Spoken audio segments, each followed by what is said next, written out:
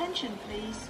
Let's travel back to the 1980s of Zambian Airways, known as one of the best airlines in the whole of Africa and the first national airline from the independent countries of the Southern African region to fly to America, with one of the biggest airplanes of the time, the DC-10, the Nkwazi. This was more than just a plane, it was a symbol of greatness, a sign of great achievements. It represented the independent country of Zambia on every runway and every airport it landed on. Zambian Airways was the country's pride and glory, the flag carrier. The red, green, black, orange and the country's eagle would soar into the skies, and we had it, Zambian Airways, and now the rebirth.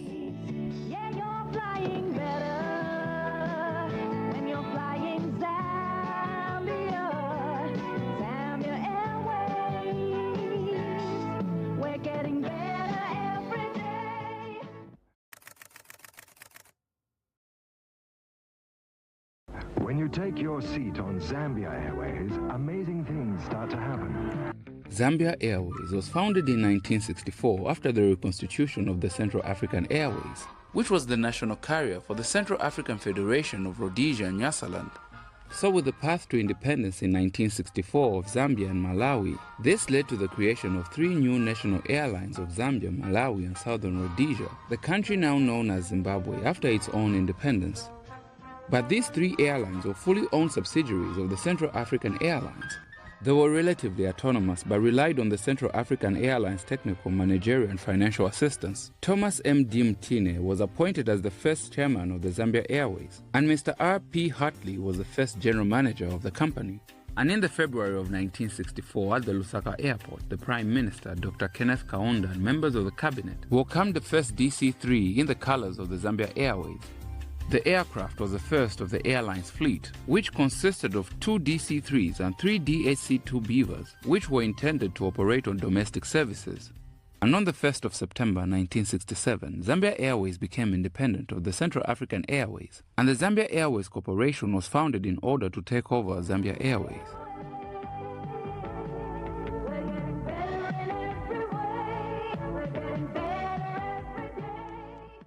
The fleet of aircrafts was painted the new color scheme and the national symbol of the flying eagle on the fin. Today, Alitalia continues this great Italian The technical and managerial assistance was provided by Alitalia.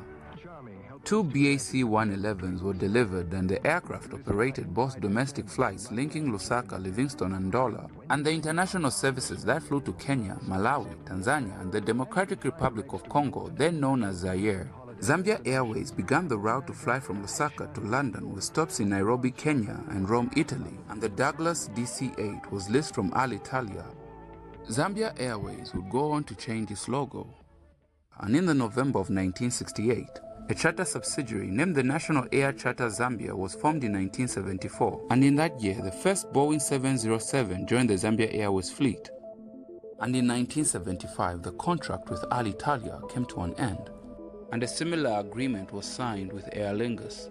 And with the introduction of the Boeing 707, this enabled Zambian Airways to launch a direct flight from Lusaka to London and Frankfurt in 1975 and 1976 respectively, and a Boeing 737-200 was delivered directly from the aircraft manufacturer. The contract with Aer Lingus came to an end, and another was signed with the Ethiopian Airlines. The DC-10 is here.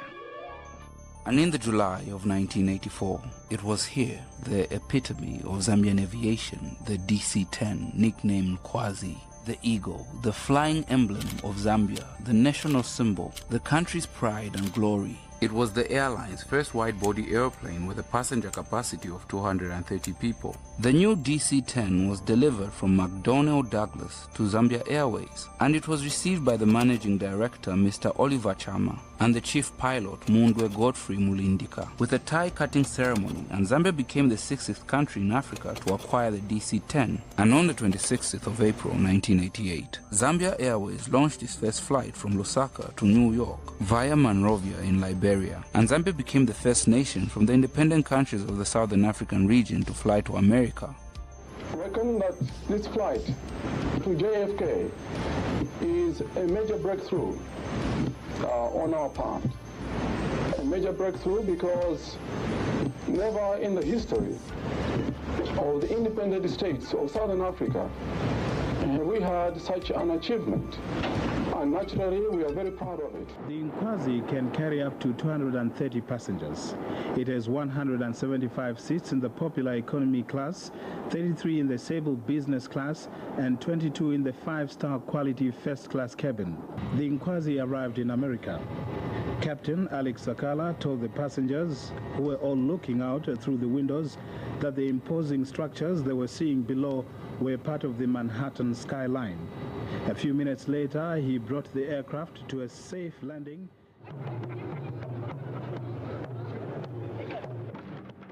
And the occasion was celebrated with a cocktail party in the United States, promoting tourism in Zambia through the new route.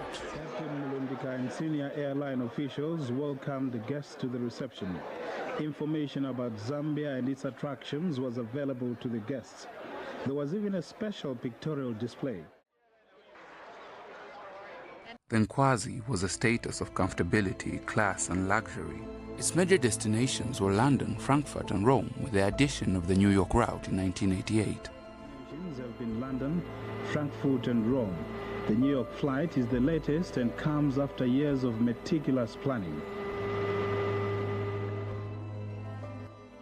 Zambian Airways was known as the airline that connected Southern Africa to the rest of the globe. People would travel to Zambia to fly to the different parts of the world, and the airline played a vital role during the fight for independence of the neighboring countries, as freedom fighters of Zimbabwe, Mozambique, Namibia, Angola, and South Africa would connect to the rest of the world in rallying the people in their fight for independence, as Zambian pilots became an inspiration to others. Like the story of Captain Alex Sakala, who was one of the first Africans to fly the Boeing 737 to Johannesburg during South Africa's apartheid era. And this shocked the white people as word got around that an African was flying such a plane. And while in the airport, a black South African woman ran to him and hugged him for what he represented to his fellow Africans.